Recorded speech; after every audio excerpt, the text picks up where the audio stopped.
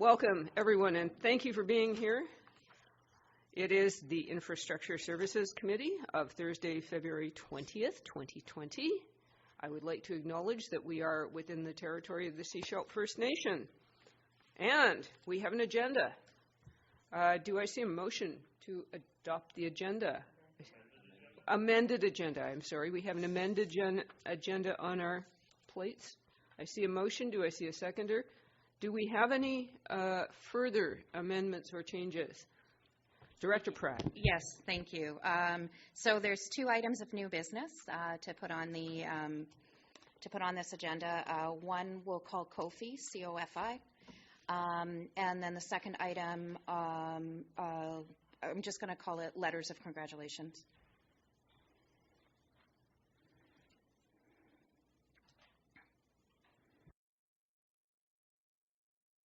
Do we have anything further? So, all in favor of the amended agenda as amended? Thank you. That passes. All right, first report is I can tell it's early. Water and Energy Programs Coordinator 2019 Water Use and Water Users Analysis. Over to staff. Thank you, Chair McMahon. The purpose of this report is to provide some more analysis on water use and major water users based on 2019 data. It contains a breakdown of annual household water demand for metered connections, as well as a breakdown of the top 20 ICI, institutional, commercial, and industrial water users. Staff would be happy to take any questions at this time. Do we have any questions? Director Seegers. Thank you. I remember this report coming to us a while back. I don't remember exactly when it came. And staff indicated, there were some big users. I know staff was reaching out to those users. Have we seen any changes in the numbers based on our interaction with them? Staff? Thank you, Chair. Staff has been in contact with the major water users, and we have seen a change in composition of the top users, as well as I'm just going to get the exact number here, a 28% reduction in the top 20 users' total demand compared to last year in quarter 3. And in addition, if we did some further analysis, and it's clear that some of the users that were in the top 20 are not anymore because they fixed their leaks. There's a clear connection there. That is good news. Do we have any further questions? Okay, I myself at some future time would like to see a comparison with, say, the town of Gibsons or other regional districts with rural areas, just to see how we stack up. Director Seegers. Thank you. Have we received the reports? My fault. All right. Can I see a motion to receive all the reports and correspondence? Moved, seconded, all in favor? Wonderful. Thank you. Now we can talk about it. Do we have any further questions? I am seeing no further questions. Okay. Next item up is 2020 Drought Management Plan updates. Over to staff. Thank you, Chair. The purpose of this report is to propose some updates to the Drought Management Plan. These include changing the name to the Drought Response Plan, as it more accurately represents what the plan actually is. The part of the Drought Response Plan that is public-facing and describes the allowed and prohibited water uses at different stages would continue to be referred to as the Water Conservation Regulations, and that has been the case for the last few years. And all of this fits into the larger umbrella of the water conservation programs, more broadly speaking, at the SCRD. There's also a proposal to add an option to hand water trees, shrubs, and flowers in the morning or evening at stage 3. This is something that came out strongly in community feedback during public participation over the last year. And that's it. Yeah, staff would be happy to take any questions. So, great. And we night owls, thank you. Do we see any questions on the Director Pratt? Just a comment. Happy to see the adjustments. We heard pretty clearly from the community that they wanted the flexibility of morning or evening. So happy to see that. Looking forward to seeing how this rolls out this summer. Director Seegers. Thank you. I know that when we're talking to the community, you indicated we'd talk about water conservation regulations. So I'm wondering the rationale for using a drought response plan versus a water conservation plan. Staff, please. Thank you, Chair. The drought response plan includes a decision-making framework for calling the stages. It includes a communication plans for the different stages and a couple different things. Water conservation, we do a lot of different things that targets water conservation. So to have a water conservation plan strictly focused on the stages would confuse some of the other programs that are active at the SCRD. Was the thoughts of staff. I believe, as it was explained to me, that inwardly it's a drought management plan, and externally it's water conservation regulations. Staff, please. If you compare, thank you for the opportunity. If, for example, Metro Vancouver has a water conservation plan, but it encompasses, for example, also their work on metering, etc., etc. It's a broader scope. So if we want to go for a water conservation plan, then it should be way broader in scope than the current drought response plan is. Thank you. Director Seegers. Thank you. I note that the only change you're looking to do to the watering is adding the evening, which is great. It's a response to the community. And I know that there's conversation going on up and down the coast with the planning department, parks departments with regards to fields. Has that also been a conversation in the water group with regards to providing them the opportunity to water given the amount of money that we're going to be putting in? And I'm not looking at this year, but potentially for next year, because they're still in the conversation stage around capital investments that they're looking at doing. But once they've done those capital investments, I think we want to find a way to ensure that we maintain them, because it doesn't make sense to put all that money into fields and then not be able to water them. Thank you. The SCRD is currently working on or is preparing and tendering for to have 2 wells drilled in 2 of our parks to allow irrigation of those parks with non-potable water. And I think that's the way to go. I have a follow-up question. Which parks? One of them is Gulliker and Connor. Thank you.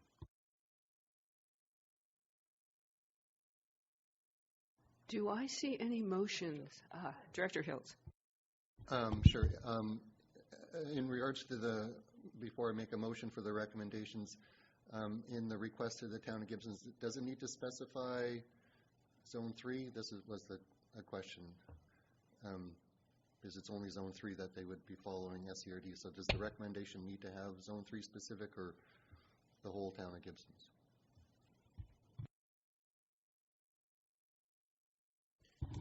Thank you, Chair. I think that's understood in conversations with the town of Gibson's. Director Hiltz. I'll move the recommendations in the report of Annex B as presented then. Do I see a seconder? I do. Is there any further? Director Seegers. Thank you. With regards to Director Hiltz's comments, it might be wise to put Zone 3 in the recommendation. Then it's actually clear to the public as well. I mean, it's in the conversations between the regional district and the town of Gibson's, but the public may question that. So I'd propose an amendment So to harmonize their bylaw for Zone 3 with SCRD's water rates and regulations bylaw. Seconder? Seconded. Any further discussion? Staff nodded. All right. If there is no further discussion, I will call the motion on this clarifying amendment. All in favor? Okay. So we're back to the motion on the floor as amended. Any further? All right. All in favor? Any opposed? None opposed. Awesome. We are through that item. Thank you, staff. Water Supply Advisory Committee. Is there an introduction? I can give a very brief one.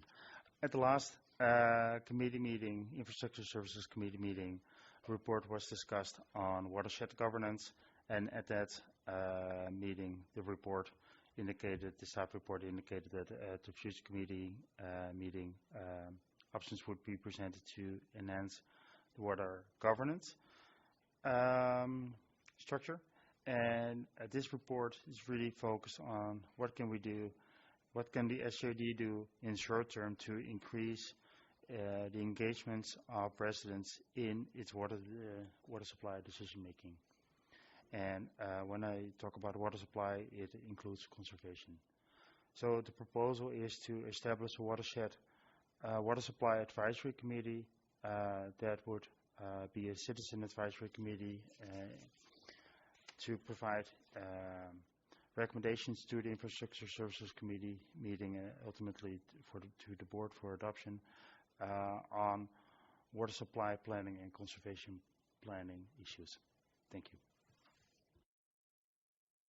Okay, and I just have a quick question. Would this be an indefinite committee, or are committees, are advisory committees reviewed on a regular basis to determine whether we still need them? How does that work? Thank you. I considered that question as well when making this proposal, given that I foresee that there will be at least several years of water supply planning work required here on the coast before we actually get to a place where we have everything addressed. I think there is a need there is a benefit to have this committee in place for at least several years. And yes, all committees are reviewed on an annual basis if there's further need. But I think the reason I didn't want to specify a term at this point in time is that I think there might be a benefit for several years. Any further questions? Director Lee. First of all, thanks for all the explanations. It really helped me sort through all the terms. My question is that in the watershed governance, it says it builds on water governance. But if we actually had a watershed governance group, would it include water governance as well as watershed governance? In other words, does watershed governance include water governance in its definition? Oh, the answer is yes. Thank you. I can clarify that a little bit instead of only nodding. Yes. That's why this report indicates that if we would have a full, a thorough, broad scope watershed governance system in place, there would be discussions about water governance. Actually, the supply would be part of that. But in absence of that, and given that it can take several years before we get to a place where we actually have a service that allows the SCRD to do that work, this is, I think, a good way of at least making progress. Director Tighe. Yeah, thank you. Yeah, my question is you know, if we're creating a citizen advisory committee, and you know, from experience with the Natural Resources Advisory Committee, they only meet if there is a report that pertains to the subject matter. So I'm wondering if this committee might be able to kind of create its own initiatives as well as responding to staff requests. So that's my question. Thank you for the question. There are several advisory committees that, for example, have just monthly meetings, regardless of the agenda. And I think that all will be determined as part of the terms of reference confirmation. And as part of that, there's definitely room for them to initiate the initiatives themselves. Director Seegers. Thank you. I know during the dialogues that we had last year, other items like Clahome Lake, desalination, connecting north and south on the coast, all kinds of other ideas were brought forward. So under the Citizen Advisory Committee, option 1, page 11, it indicates they would advise the board on the development and implementation of water supply and water conservation plans for the SCRD's water systems. So that wouldn't necessarily be just the current systems, but looking at all of the options that are potential. Is that how you envision this happening? Okay, that's great. That's correct. Director Pratt. Thank you. I'm just going to kind of springboard off of Director Tighes and Director Seegers as well, is about the committees. With a Citizen Advisory Committee, we want to be able to make sure that they can bring forward their own initiatives and not just wait for board direction or wait for something to channel through the board before they bring it up and start discussing it at the table. Because otherwise they're frankly going to feel impotent at their board, and they're going to feel not, or at the committee level, and not feel that they're creating any kind of meaningful work. So as long as I'm really would be happy to have the Citizen Advisory Committee. We have a huge brain trust on the coast that we can tap into with this committee. But I want to make sure that they are being utilized and not waiting on board direction or waiting for things to get funneled through board, that they can take initiative with subject matter that they want to bring forward. I think we have, because everything has to go to the board before it's approved anyways, we have oversight in that way. But sometimes we see with our advisory committees that they can get caught up in the red tape that can be local government, and we want to make sure that they are able to move things through without having to be too much caught up in our legislative processes and having to have things go back and forth too much. So we just want that to be key in staff. Director Hiltz. Sure, yeah. The relationship between the advisory committee and the comprehensive regional water plan, how did you see that relationship of that document, and would this committee play a role in evaluating that document, or is that just kind of fuel for the committee? So just context for the comprehensive regional water management plan. Fuel question to staff. The comprehensive water plan was developed in 2013, and my intent is that this committee would play a role in evaluating the implementation of the plan while advising on future planning. So is that the thing? Would that sort of material be in the terms of reference? Oh, okay, thank you. Yeah, so it's. I don't see this committee, just like PMAC, as a specific focus on one plan. It's a broader scope. I'm just going to jump in with a quick question. Do we have a timeline on reviewing our comprehensive water plan? The strategic plan indicates that in 2020, all water supply plans for all water systems would be updated. So that would include the update to the comprehensive water plan, which is only focused on the regional water system. Thank you. Director Seegers. Thank you. I think we've all kind of voiced the same concerns here, and so staff will take that away and put together the terms of reference for this committee.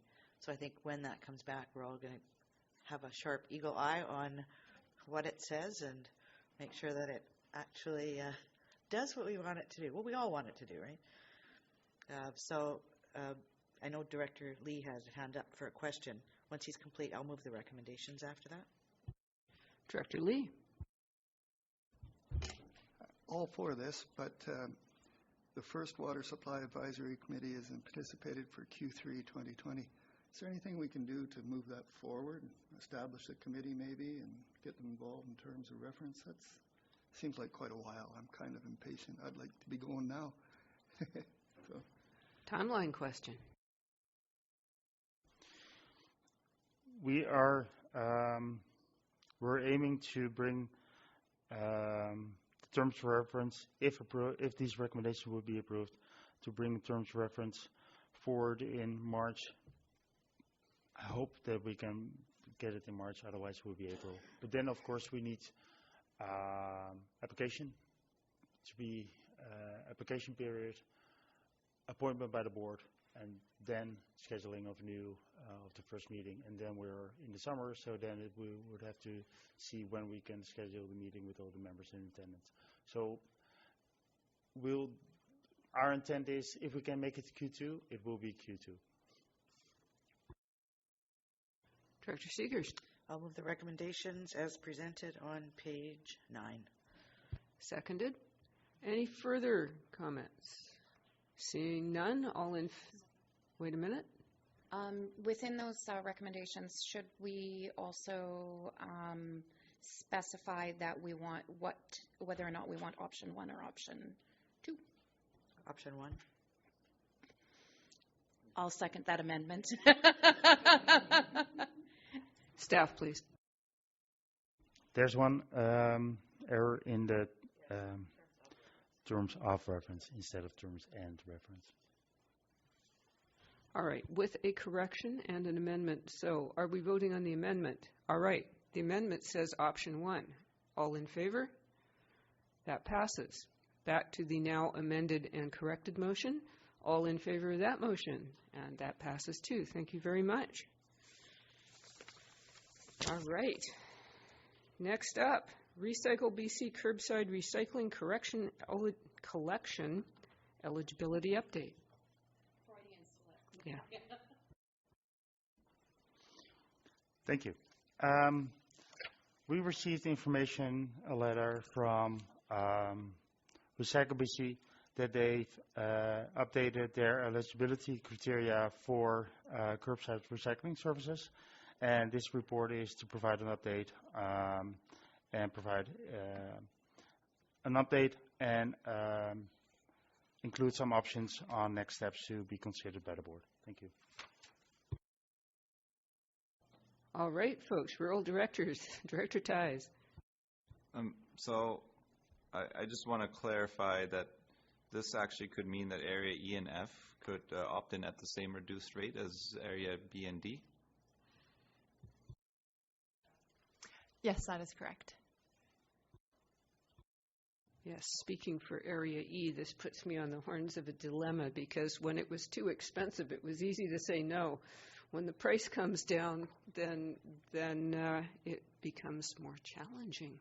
So I, for one, think that asking for citizen feedback is a really good idea, to get some idea of how many people do recycling, how they do it, where they do it, what they want.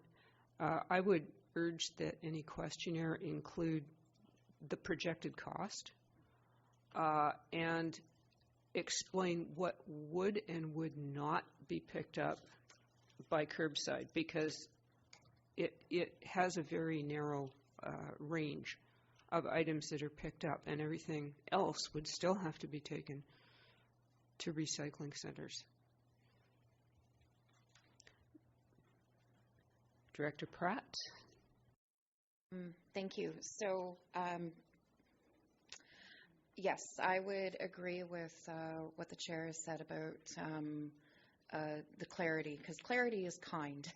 That's my new catchphrase, I think, for February. And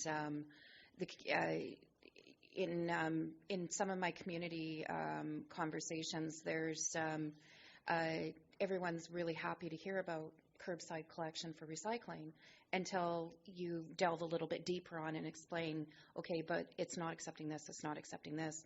And then also explaining what Seashalt has had for contamination rate, which has been, which they've been working on, but it's still, they have a large amount or a fairly large percentage of contamination rate for a system that we're looking at.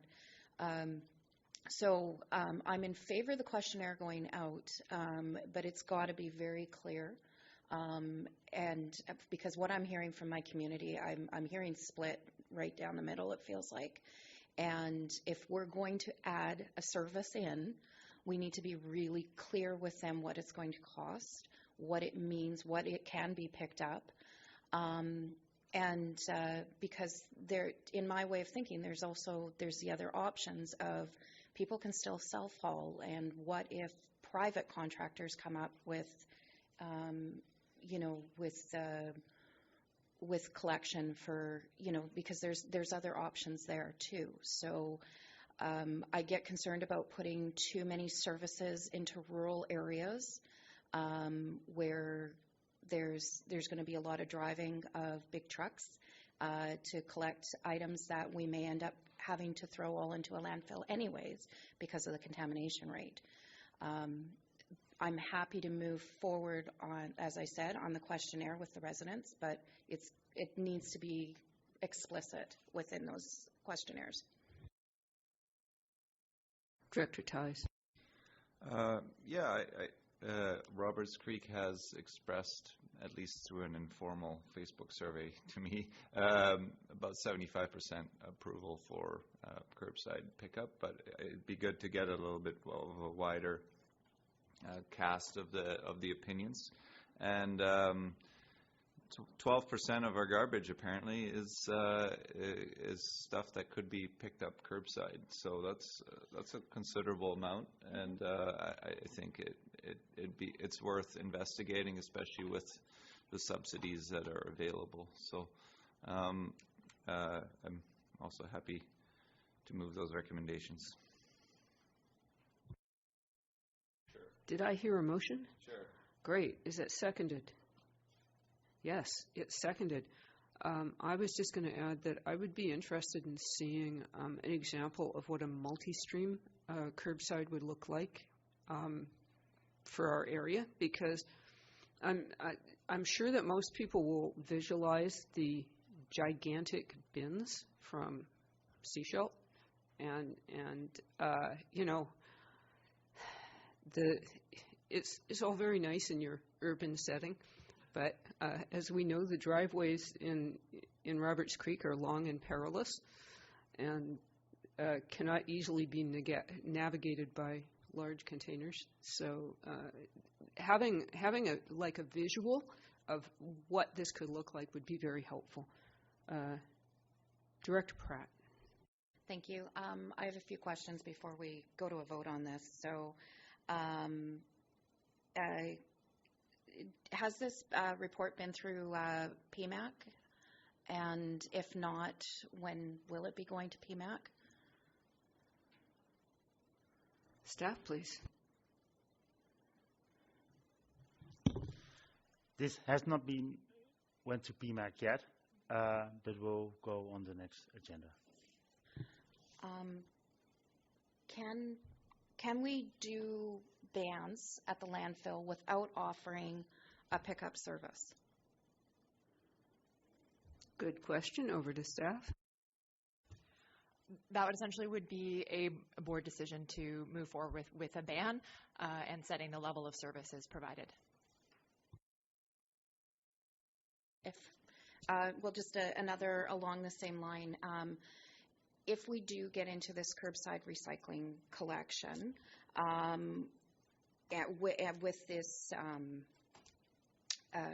with the partnership with Recycle BC, are we able to change the program after? One of the things I've heard from Seashalt is they are not able to now go to a smaller bin because they made the agreement with Recycle BC to do a certain size of bin, and then the program changed at Recycle BC so that they weren't taking as many items. Is that my understanding? I'd look to the councillors from and Mayor of Sechelt to. We weren't with Recycle BC before. Okay. But when you went with Recycle BC, sorry, Chair, but when you went with Recycle BC, you weren't able to actually reduce the size of the container. I'm not sure. I can check on that and find out. You know that? Okay. I've got the answer to that. When we signed on with Recycle BC, we are not allowed to reduce the level of service from what it was before. So that's bin size, particularly, frequency of pickups, things like that. Recycle BC basically sets the before joining them level as the service bench. And you can go up from there, you can't go down from there. Okay, Director Crowell. Thank you. Although I don't get to vote on this, I sort of agree with what Director Pratt was saying, that there's a really big concern, to my mind, in contamination rate. And a beautiful example was at the Gibson's public market. We had the night markets, and the first market they held, they filled a dumpster and a half of just garbage. It was just everything went into bags and into the dumpsters. And Madison took it, sort of took up the challenge and set up the green tent. And we had probably 8 to 10 people in the tent. People were still bringing things, thinking with every good intention that they were recycling, but putting it in the wrong bin. Fortunately, there were people there to pull it out and sort it. I think it's a great big bin that you can throw stuff in is encouraging people to throw stuff out. And I think with the potential for contamination, all we're really doing is, we may be getting an incentive here, but we're just passing a problem on to someone else. China's already said no to our waste. Sooner or later, other people are going to say enough. And I think we really need to rethink the situation locally and reduce locally and, sensitively recycle locally where there's streams of economy. Staff? Thank you. One of the items that we're considering to include in a survey, if that's desired, is to seek input on multi-stream or single stream. Multi-stream would allow for 2 bins with different materials put in one bin versus the other bin versus the multi-stream, a single stream where everything is going in one bin. And it has different success rates in terms of contamination, as well as different incentives we could receive for that from Recycle BC. All right, next I have Director Toth. Thank you, Chair. Something as you move forward with, I don't get to vote on this, but something as you move forward with possibilities of curbside is that it does end up being a loss of revenue for the depots that we do have. And those depots, the operators are usually using those funds to subsidize other materials that they may not get as much value out of in the recycling process.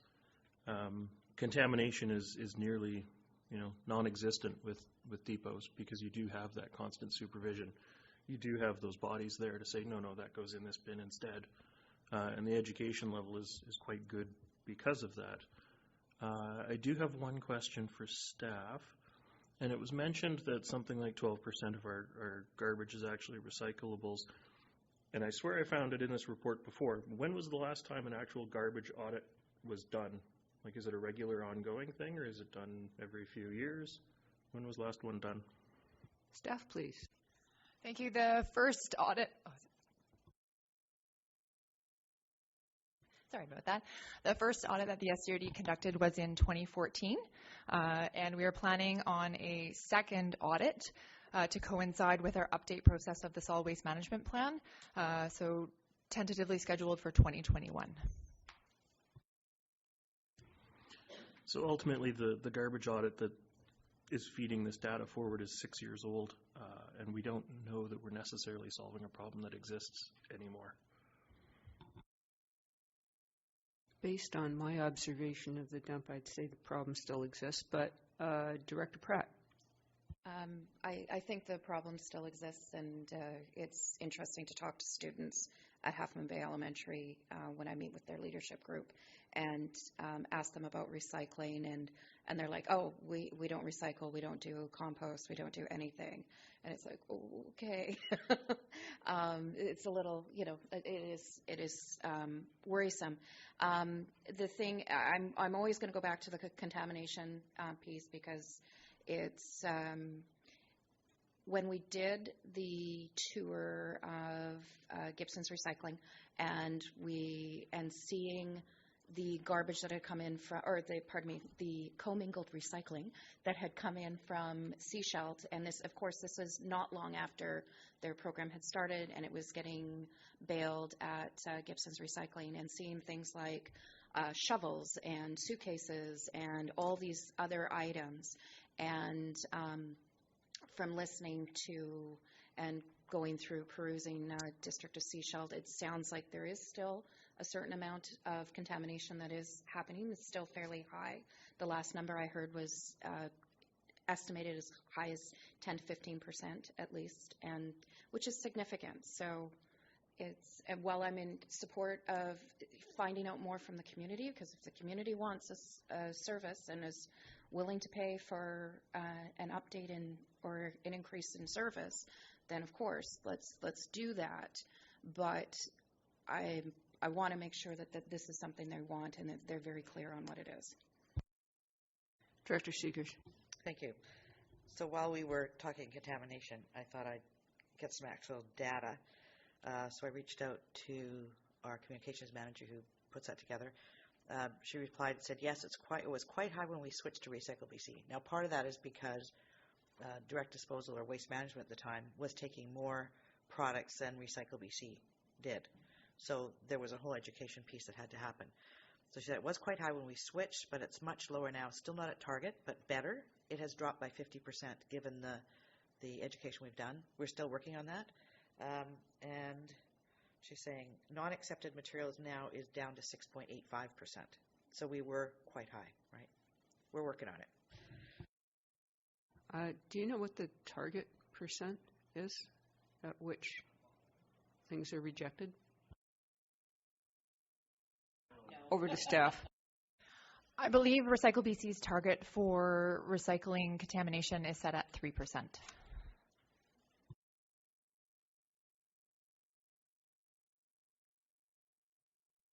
Sorry, I had a comment, but my train just left the station. Director Hiltz. So the board could add option 3 and just charge forth with, that would be I'm not sure bold would be the right term for that.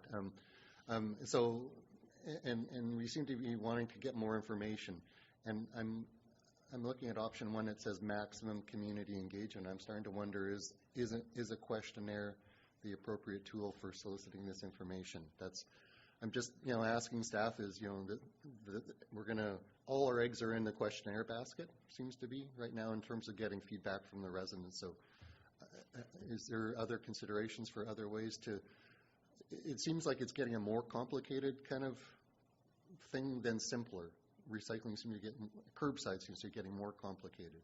So in area B, are they in or are they out, and what can be left behind? So I'm just wondering if a questionnaire is going to actually get the data that we want as a board. So if there's some comments. Staff, please. Thank you for your question. There's, of course, the opportunity to initiate community events, public information type of sessions. Not sure if that will, let's put it that way. One of our recent surveys had a high response rate, and I think there's an opportunity. If we see that the response rate on the survey would be low, we will definitely see if we can expand it. But in terms of return of investment of staff time versus getting a response, I think getting a decent response, I think a survey is a good way to start. If it's not sufficient, we will definitely look at other opportunities. Okay. I'm just going to suggest a couple of things here. We need to identify the barriers, like how many people in the community are having trouble doing recycling now? Is that a big percentage or a low percentage of people? It would be interesting to work with the recycling depots to look at who's using the depots, to actually, survey them, find out who's there. But when we're looking at this program, I think we need to be very clear about what our primary goal is. And if our primary goal is to divert recycling from the waste stream, then that's the number one consideration, and that's how we measure the success of the program eventually. I mean, there's a lot of other considerations here as well, but that may be number one. So I have Director Kroll. I think if you're going with, thank you, I think with the questionnaire, and Director Pratt sort of alluded to it, is people really have to have it very carefully explained as to, what can go in that bin, because there's still recyclable items that aren't covered there. So, if you're driving to a recycle depot, do you take all the recyclables, or you take these and a bit of that, or do you just take the attitude, and toss it in the bin? And I think the questionnaire really has to be very clear up front about, because you're still going to have to, the other stuff that is not acceptable, where does it go? Are you going to recycle it? Are you going to toss it in your garbage can? And if you're going to make a trip to, if you are conscious enough to do the recycling, you're going to the recycle depots anyway, so why not just take it all? I think what we're doing is potentially making it incredibly easy for people to just pitch stuff in a bin without thinking.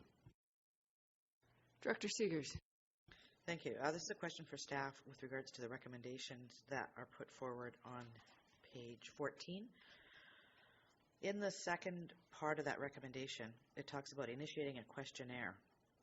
So I'm wondering if we need to be so specific, or if we just want to have staff engage with the residents of the electoral areas.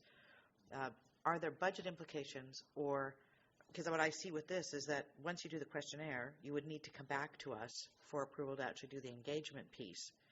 If we took that out, does that, if we understand you're starting with a questionnaire but you may do other, is that sufficient direction to staff to keep us out of the picture and move this forward? Over to staff. I think we can leave it as is or change it. It wouldn't change what we do. Because if we, this is the questionnaire. If we will engage something else if required, and we can do that within our current outreach and education budget for refuse collection. Okay. And just, I have one more. So the questionnaire, would you run that through PMAC and test it out on these guinea pigs here at the board? If that's something that the committee would like, then we can make sure that a copy of the questionnaire is included at a future PMAC agenda item. I think that would be a good idea based on having been at the PMAC meeting on Tuesday, and I think they provided some very good feedback on the education material for the organic curbside pickup. Director Lee? You actually just hit my question. I was just wondering how much we probably should be engaging PMAC. We should have engaged them up front on here so we already know their thoughts. Is my take on it, but it was a relatively new committee and we haven't had much time, but I support what you're saying. We need to engage our PMAC. Okay, Director Tice. Upon a bit of further reflection, and from judging by my community feedback, I would actually be in favor of option 3, but I think the rest of the directors, sounds like you need to get some more feedback from the community. So I just wanted to have that mentioned for the record, that Roberts Creek would, I think, like to see it go forward and go forward as quickly as possible, but that doesn't seem to be an option at this point. I do have another question. Is presumably, we're already pretty much through the 2020 budget, so this would have to be an item for the 2021 budget if we decide to go ahead with it. Would we align the contract so that all of our contracts are coming up at the same time, or how would that work for garbage and organics and all of the rest?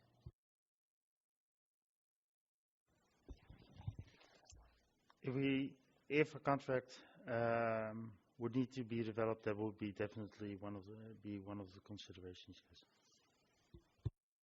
Okay, folks, this is voting rural areas.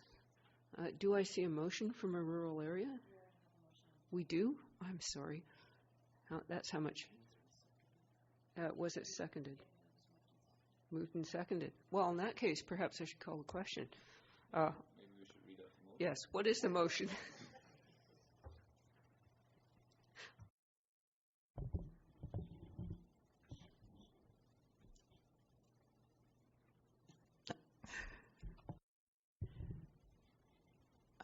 That the Infrastructure Services Committee recommend that the report titled Recycle BC Recycling Collection Eligibility Update be received, and that staff initiate a questionnaire for the residents of SCRD electoral areas B, D, E, and F who currently receive curbside garbage collection services to determine interest in receiving and paying for curbside recycling service. All in favor? Any opposed? Okay, that was one opposed. Would you like to have that recorded? No. All right. That passes 3-1.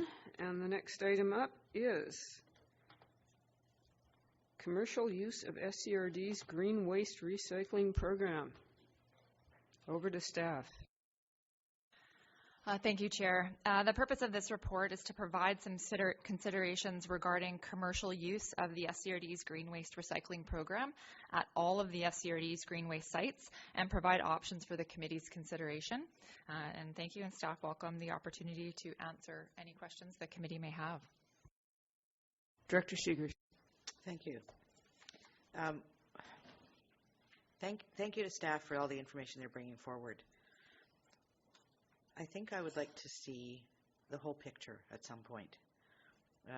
We're dealing with all of this piecemeal. Our solid waste is made up of recycling, organics collection, green waste, depots. We've got fixed costs at the landfill. If we increase one service, it increases costs of the other. We've got all kinds of moving pieces here, and personally, I don't feel I have an adequate grasp on what the implications of all of these individual decisions have that we're making. So I don't know when staff are planning on bringing that forward, but I think we need to be able to have the whole picture and know what happens if we make a decision in one area and the impact of that on something else. So I don't know if we need a motion for that, to have that come forward, but I'd like to hear from staff first. Staff.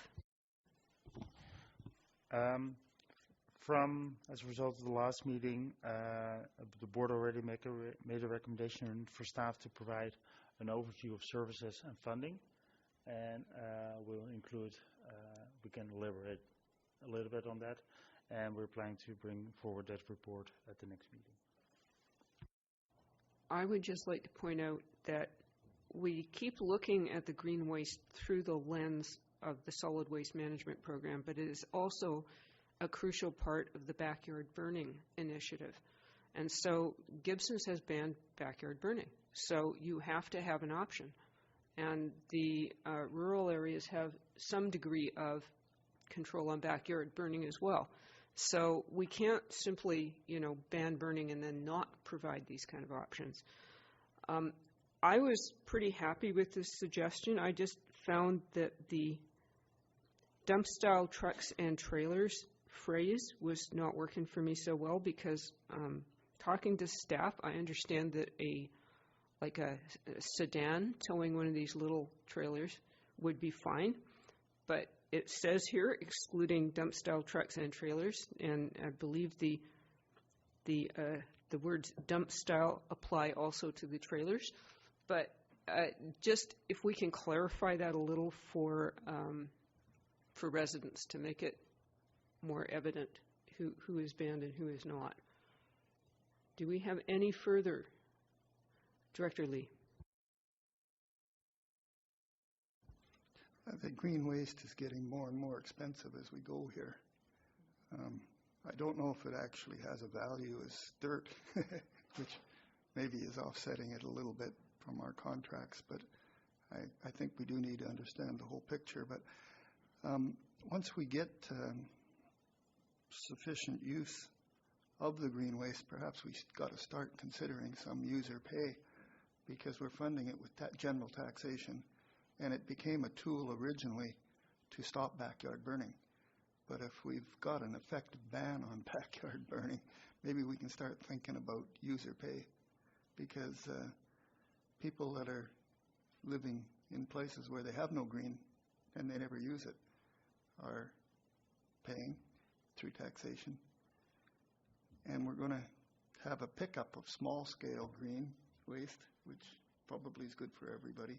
But when we start talking about people like me bringing truckloads piled to the roof of limbs, perhaps I should be paying. So that's something I think we need to think about in the future. Director Kroll? Sort of in conjunction with what Mayor Siggers was saying with her earlier thing about an overall picture of garbage, with some of the Fire Smart programs that are moving forward and the emphasis on interface between urban areas and the forests and communities being fire smarted, I potentially see a massive amount of green waste coming forward. I could probably single-handedly fill the Gibson's dump with if I decided to fire smart my property. So I think we need to, we're saying something in one hand, but, again, it's that big overview, because if some of these other programs that are moving forward happen, there's going to be a massive impact on green waste. Director Ties. Yeah, I'm hesitant to say user pay for green waste, just because it will encourage people to just go up into the woods and dump it there, and then create more fuel for wildfire and really increase that potential there. So I think it's against our objectives to fire smart our coast. I think the proper way to dispose of it is somewhere and somewhere for free. That being said, it is a very expensive program for what it does offer. So I'm going to add that I already have a significant problem in Area E with people dumping green waste down unstable steep slopes, and this creates problems. It leads to more erosion. The entire bluff along Ocean Beach Esplanade is a huge problem. And so if we are to discourage people to do that, then we have to provide options. Here we go again. Director Hills. Thanks. I'm in the recommendation, so does this implicitly define something over 250 kilograms as a commercial load, and people will be paying for that? I'm just trying, because it says residential loads up to 5 tons, but if this says residential loads are less than 250, so the 5 ton is now null and void, and that if you have, if Len wants to, Director Lee wants to bring his 5-ton gravel truck, he will be paying a commercial load rate. Is that what this is doing, or? Staff, please.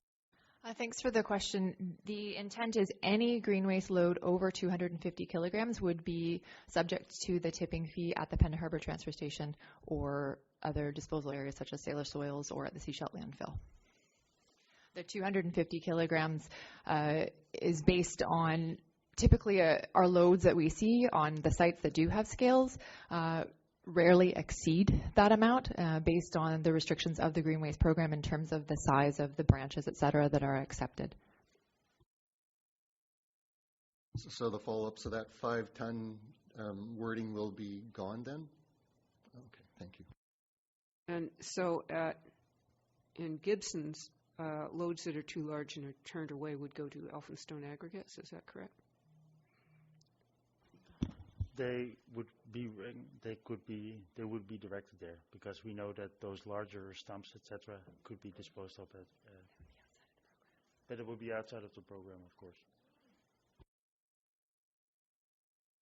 Folks, am I seeing any motions arising from the board table? Director Ties. I'll move the motions as stated on page 30. Move Seconder? the recommendations, I mean. Yes. Seconder? I see a seconder.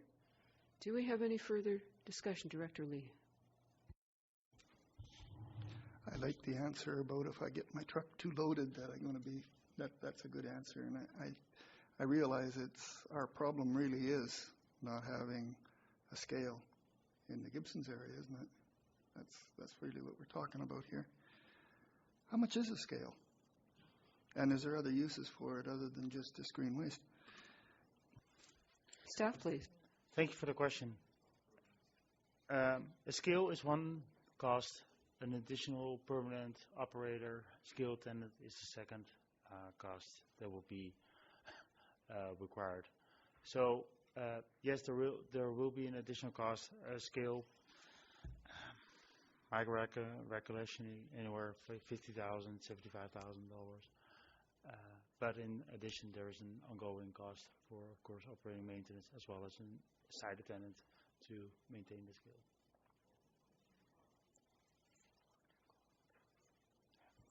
Then how do we police the current situation to make sure you don't get a dump truck and a dump trailer if we have no staff? That's part of the discussions we're having and continue to have with the town of Gibsons as the current operator of the site. They have staff available at site, but it's primarily the machine operator that's doing the oversight at the moment, but he's not there all the time. Director Lee? Have we considered partnering with a private company to put in scales and do this for us? Staff, please. The RFP that was that we had out late last year asked for a private company that would have a site with a scale, and we received no bids. Director Ties. Yeah, I'm just wondering if something like a video camera or something at the Gibsons drop site can be used not so much as somebody who's looking at it 24/7, but just as a deterrent for the kind of thing, just saying you're on camera and it'll have a bit of a feedback loop or a loop where you can go, okay, somebody dumped something they shouldn't have. Let's see who it was. And all you need to do is get the plates and then that kind of thing. Staff on green waste surveillance. Thank you for this. We'll definitely consider it and also and include it in our discussions with Town of Gibsons, and we'll include any privacy impacts that might be associated with installing such a camera. Thank you. Director Kroll. To staff, do you have any statistics on abuse of the green waste facility in Gibsons?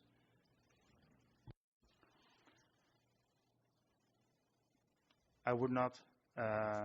There is currently there is a significant amount. We assume that there is a significant amount of current use of the green waste site, drop-off site, that does not fall within the current definition within the bylaw. Thank you. In other words, there are a lot of small one-person gardening and home maintenance companies that use the facility, but the argument there is that they are doing the gardening work for people who are paying taxes to pay for the service. So, why shouldn't they? And I'm fairly persuaded by that, because if I get somebody to no longer owning a pickup truck myself, if I get somebody to drive my green waste to the site, I have paid for it with my taxes, so I don't have a problem with that. I was just going to suggest an amendment to the motion to add under excluding dump-style trucks and add dump-style trailers, just to make it clear that it's not the other kind of trailers. I see a second. All in favor of the amended motion? Thank you. Do we have any further discussion of the motion on the floor? Staff, please. Thank you. Just to clarify next steps, on page 32, there is noted that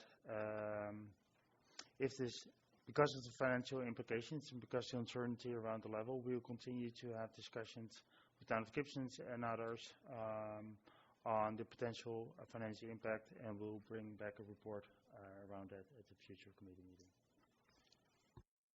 Good to hear. I'm going to call the question, just checking. Apparently this is voting all. All in favor? Any opposed? Seeing none opposed, that passes. Next item, ICI recycling. Yes, Director Pratt. Just a quick question. I don't know if I've brought this up at the board table before, but it just twigged on me when Chair McMahon was discussing the small operators that have we looked into a free ticket system for a property owner who's maybe needs to have their yard cleaned up like once a year kind of ticketing program. They may not be able to handle it on their own, and that they can hire somebody to come through and have like a free yard cleanup sort of thing rather than green waste yard cleanup. So that way, it's dealt with. Is it in there? Yeah. Oh, okay. I totally missed it then. The problem with tickets is that somebody has to collect them again. So Sorry. You have to staff it. It's like having a roadside egg stand. You Yeah. either put out the honesty jar there, or you have to police your eggs, which is a lot of work. Sorry, I missed that. I had an image of Chair McMahon with her bike and a trailer on the back. And seeing as she no longer has a truck. Right. I do not take in my yard waste by bicycle, but I did once pick up 40 pounds of manure on my bike, and I'm not doing that again. So, over to staff for ICI recycling considerations.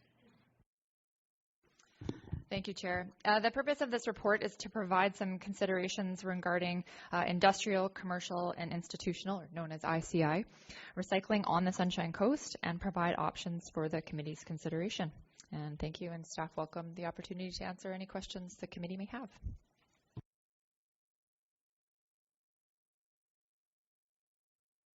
Surely we have questions.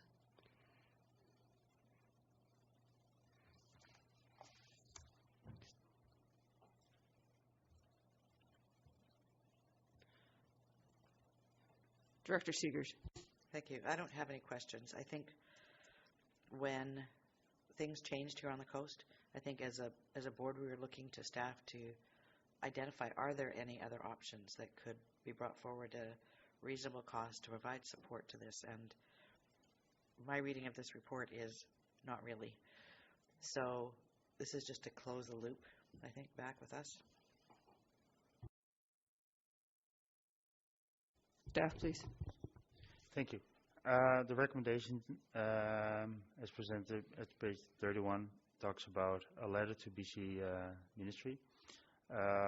Just want to clarify that to date, as an SRD, there has no letters being sent to or motions being presented through AFSCC or UBCM. Director Seegers. I'll move the recommendations as presented. Is there a seconder? I see it seconded. To staff, has there ever been any consideration of either exceptions for rural communities or a size consideration? Because, institutional can be anything from this office up to, UBC. So, staff, please. Thank you. Essentially, we're bound by the Ministry of Environment and Climate Change Strategies BC Recycling Regulation, which defines the packaging and paper products as residential only. So far the SRD has written the ministry twice, asking them to amend the BC Recycling Regulation to include the ICI sector. So the recommendation that's on page 35 would be the SRD's third letter with that same request. And the SRD is not alone. There are other municipalities and regional districts in British Columbia that have done that same type of advocacy with the recognition of home-based businesses and small businesses that are purchasing the same packaging and paper products as a resident, but utilizing them in their business. Director Toth? Yeah, in the spirit of collaboration, Team Sunshine Coast, I'm wondering if we should add a further, and that the District of Sechelt, Town of Gibsons, and SD46 be invited to sign on to this letter. What a good idea. Seconded. Director Pratt. And I'm assuming SIGD on that as well. Yes. And the Islands Trust. And the Islands Trust, actually. So I'll make, yeah. And it's so interesting because I was just getting a text message from the mayor of Sechelt asking if we wanted to have all signatories on there. So yeah. Totally usurped there by Director Toth. But yes, we want all of our governments and other entities, and we need a real Team Sunshine Coast approach to this, and very strongly. And maybe even a request a meeting with the minister on it. Director Ties.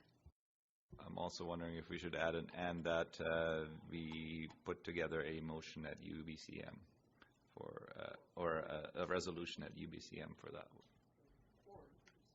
Yeah. Okay.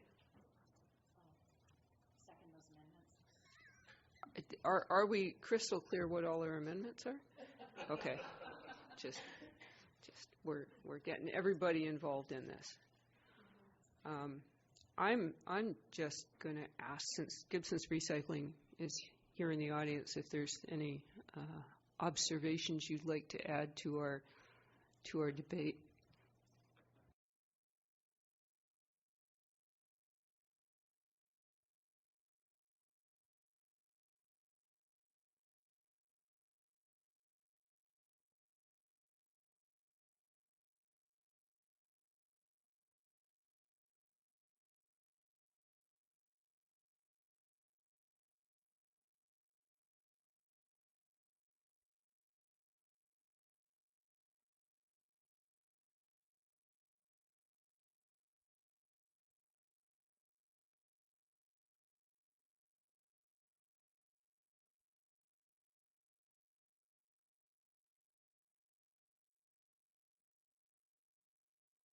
Director Pratt.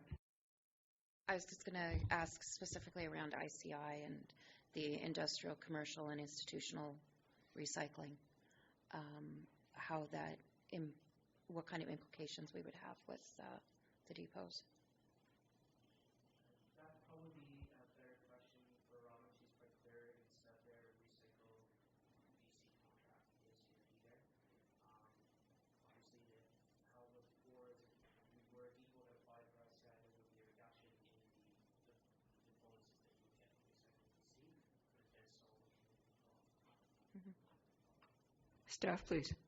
Thank you. Just to clarify, Recycle BC issued a statement last year saying that ICI would not be permitted to be included in any depot operations. There are some depots in British Columbia that have ICI permittable with a 25% reduction in the financial incentives received.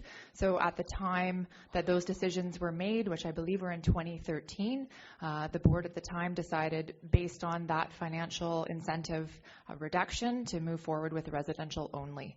But to loop back, Recycle BC has stated at this time, last year, no more considerations for ICI, because really that is outside of the scope of their program as mandated by the BC Recycling Regulation. Director Lee. Seeing we're kind of chatting, I was trying to figure out why at the Sunshine Coast at private facilities, they don't take glass packaging, polystyrene foam, plastic bags, and overwrap. And yet we do at the Recycle BC depots. I was wondering why they aren't taking them and what happens to them. I'm just going to put that as that's not ICI, is it? Or so can we just finish our motion here right now? We have a motion on the floor. Do we have any further discussion on the motion to involve the whole coast? All right. All in favor of the motion? Great, that passes. Thank you very much. Okay, back to your question, Director Lee. My question was that on chart on page 37, it says the difference between Recycle BC depots, residential only ours, and the Sunshine Coast at private facilities with the X's. So if we're asking the government to allow industrial into the program, we're going to get more glass, all these things that are presently not there. Do they end up in our dump? Staff. Thanks for the question. Yes, if the recycling depots were expanded to, or essentially if the recycling regulation was amended to include ICI, then that would allow the full scope of the Recycle BC program materials that are accepted for the ICI sector to be able to recycle them all as identified in the chart on page 37. Right now, for those materials that are not accepted at the local facility, it would be up to each of those individual businesses to determine where those materials go. So whether they are bringing them into the depot as a resident or they're placing them in the garbage. Director Hills. Yeah, there seems to be this historical gap between ICI waste and residential waste, and there must be some reason, legislation, why this is. And is this going to be part of that connecting the dots solid waste report about, is that background? No. So we're in the conversation mode. So why is ICI garbage always dealt differently than residential garbage? Staff, please. Thanks for the question. As it relates to the packaging and paper products, so the materials that are here, that's because of the BC Recycling Regulation specifically identifies that, as well as a whole host of other materials that can be recycled, and they put in the definitions and they decide who can participate or not. As that relates to when the items are purchased, then there is a fee that is charged, that those fees are collected, and on behalf of the different manufacturers of the different products or the items, there's a stewardship program that administers those fees, and when participants drop off those items at no charge, then that's how it's paid for. And I assume this report will also go to PMAC. So far the process has been that the Infrastructure Services Committee reports, or if there are solid waste reports on other committees, then those go for information on the following PMAC agenda. Okay, folks, we're making good progress this morning. The next item on our agenda is the Transportation Advisory Committee minutes. Point of order? Just wanted to confirm that we've, I know we had made an amendment, but I don't know if we'd actually passed the amended motion. Okay. And thank you, Director Lee, for mentioning something. All right. Sorry, we passed the amendment, but not the motion. So, voting on the motion, all in favor? Okay. Nobody opposed? That passes. Thank you. Thank you for catching me. Transportation Advisory Committee minutes. I just wanted to draw your attention to recommendation 10 on page 43, that the committee would like to change their meeting time. We need to pass that. Director Pratt? So moved. Seconded? All in favor? Awesome. That passes. Is there anything else from TAC? Director Kroll? Not a big thing, just that I was at the meeting, although it's not noted. But they did manage to capture something I said in the reports.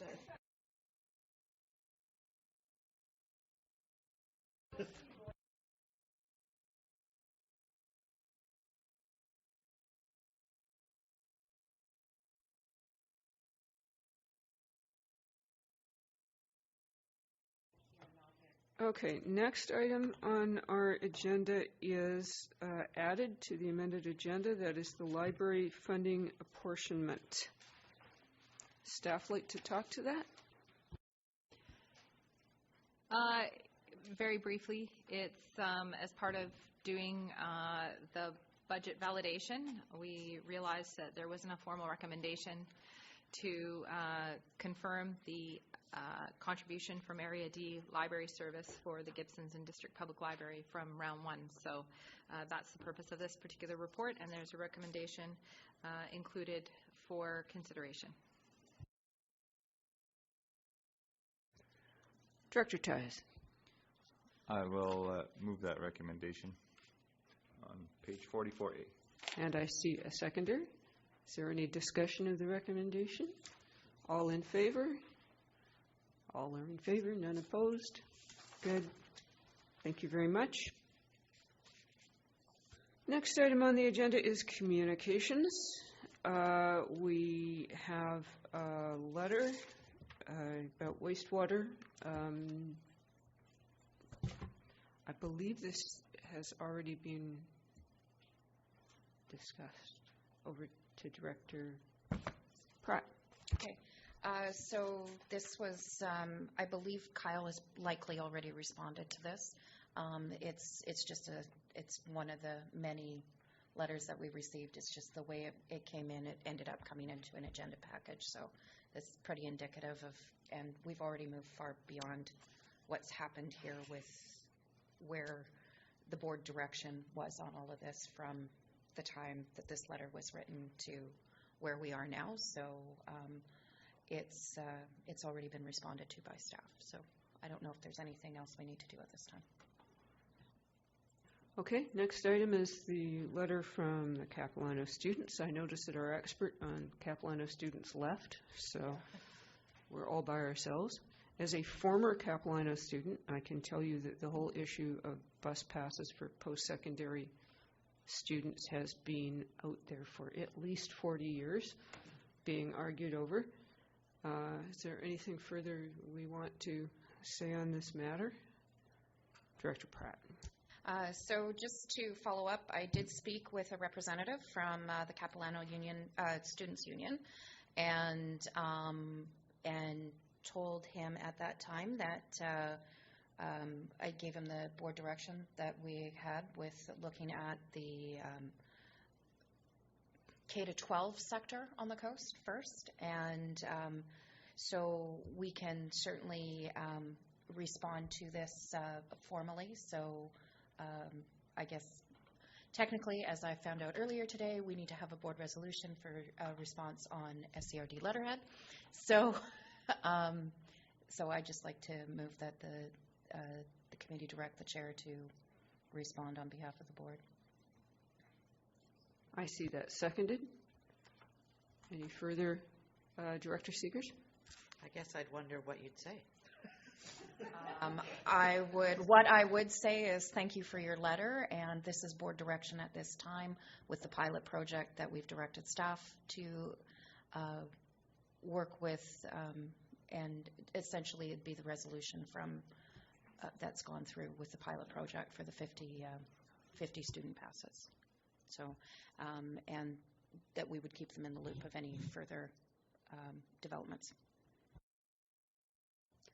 Okay. Can I call a motion on this? All in favor of a letter? Anyone opposed? No, that passes. Thank you very much. Next is the WildSafe BC annual report. Do we have any comments, questions? I believe we have already passed WildSafe BC funding in our 2020 budget, so I believe there is no action arising from this report. Okay, in that case, next under new business, we have Kofi. Director Pratt. Okay, thank you. So the board had made a resolution that the chair, to send the chair to Kofi, so the Council of Forest Industry conference that will be happening in Prince George in April. And there's a conflicting event in my schedule. However, Director Lee is able to attend in my place, and because of that, we do need a board resolution just authorizing that his expenses be covered, as well as remuneration for the time he's away. So I'll make that as motion. I see a seconder. Any further discussion? All in favor? Any opposed? Oh. Director Lee. Director Lee? You can't oppose this. Okay. Great. And thank you, Director Lee. For volunteering and then opposing it. Yes. All right. The next thing, there is one more new business. Letters of congratulation. I beg your pardon. Director Pratt. Yes. So once again, as I've been reminded, we do need board resolution before we send letters on SCRD letterhead. I would like a resolution to send letters of congratulations to the Shishalt Council in Chief, and also a letter of thank you to Director Julius for his time at the SCRD table. I see lots of seconders. All in favor of the motion? Thank you very much. Thank you. Okay. I'm going to take I'm going to look for a motion to go in camera. Under Section 91A and K of the Community Charter, I see a motion. I see a seconder. Do I have to read out this whole thing every time? I do. Oh. All right. I did that. Awesome. And then following, then all in favor of the motion to go in camera. All right.